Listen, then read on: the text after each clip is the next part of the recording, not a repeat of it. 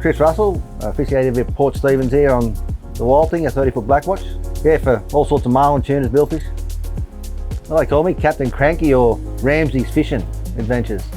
It's a good spot here at the Anchorage Marina. God's country, mate, it's beautiful. To travel out of these heads every day, you kind of get blasé about it, but you're there all the time, you know, it's just natural for us. Even when there's a big sea rolling through the heads, it's just very scenic. So we're currently sitting on my Blackwatch 30. That's a flybridge version. 30 foot long, 9 foot wide, draft of 1 metre. Powered by two 400 horsepower NEF Iveco diesels with 200 hours on them. The reason I purchased the 30 Blackwatch was coming up as a young game fisher back when I was a kid 20, 30 years ago. Obviously the game fishing scene was full of Blackwatch boats back then, and that was the marquee boat to go to in Australia for fishing. So that was my dream boat, I guess. So when this one became available, I jumped on it. With the new engines, we usually run to the shelf and fish all day and come back on about 200 litres, 220 litres a day. Inshore, yeah, it's 90 to 100 on a big day, so depending on how far we run and how excited I get with the throttles. So today we've got on the boat, we've got Wilco, Steve Wilkinson, Stephen Woods, and also Josh Carney.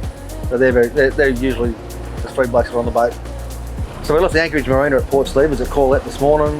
We travelled out to Cabbage Tree Island and caught our live slimy mackerel.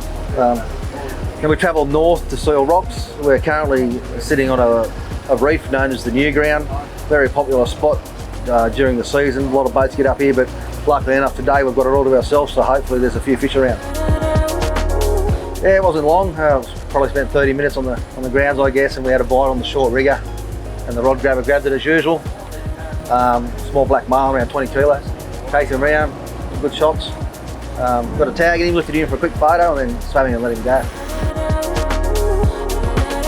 As much as I think marlin are a dumb creature because they eat a big bit of plastic and stainless steel hook and stuff like that when they eat a lure, you still like to keep things as small as you can and as natural as you can. I've been fishing with the Penn brand for forever. I guess my father had Penn reels when he was younger. We're running the Penn Slammer 4s. For the last 3 or 4 years we've been running the Penn Slammer 3s. We've stepped up to the 4s just recently. I stepped down a size from the 7500 to the 6500 just purely because the 6500 retrieves the line quicker. So a bit less line capacity, but on these small blacks we're not moving 150 metres of line anyway, so the line retrieve speed was important. Yeah, we chased marlin with spinning reels just for the ease of use. They're a lot easier for the angler to not have to manage the line, not level wind it. It's easy for the line to come out of the clip. The fish feels no weight at all with the 2 clips that we're using on the reels, and we can chase the fish as fast as you like, or as hard as we like, or as slow as we like. So it's when we're fishing 10 kilo line on the inshore especially, there's no advantage in using a big heavy overhead reel when you can use a spin reel and do it twice as fast and twice as easy. They're tough. They're like the Cadillac, I'd say, of fishing reels. Like, they're not a Porsche, they're not a Ferrari, but you can bash them around, you can't hurt them.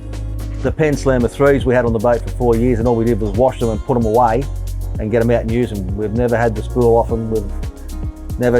We check the drag at the beginning of every season, or the beginning of every tournament. We never change it. It just stays the same. We soap them, hose them, chamois them off, and we hang them back on the back inside. That's it. Yeah, we're running the Penn Ocean Assassin. They're a 6'2" model at the moment, but I'd like to get up to a 7-foot model so that we've got a bit more flex in the tip for the braid that we're running, because we run braid main line and then a mono top shot of about 50 to 100 metres. So I like to have that long, softer tip, but a powerful butt for when we're fishing. We run a 9-foot, 60-pound wind-on leader with a 4-foot front leader on that with a 7/0 owner circle.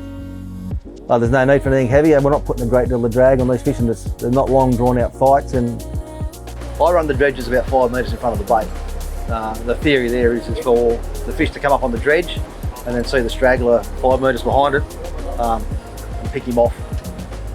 Yeah, we run the Fish Razor brand teasers. We run a strip teaser off the right hand rigger long, and off the left rigger, the short rigger, we run a tuna Z inside a Z teaser. It's a dredge teaser with reflective on one side, and it's a black silhouette teaser on the other side, so you get the best of both worlds with that one. It's turned to shit, to be honest with you. We've got a bit of a storm front coming in. Wind's picked up, cloudy, it's about to rain. Not good.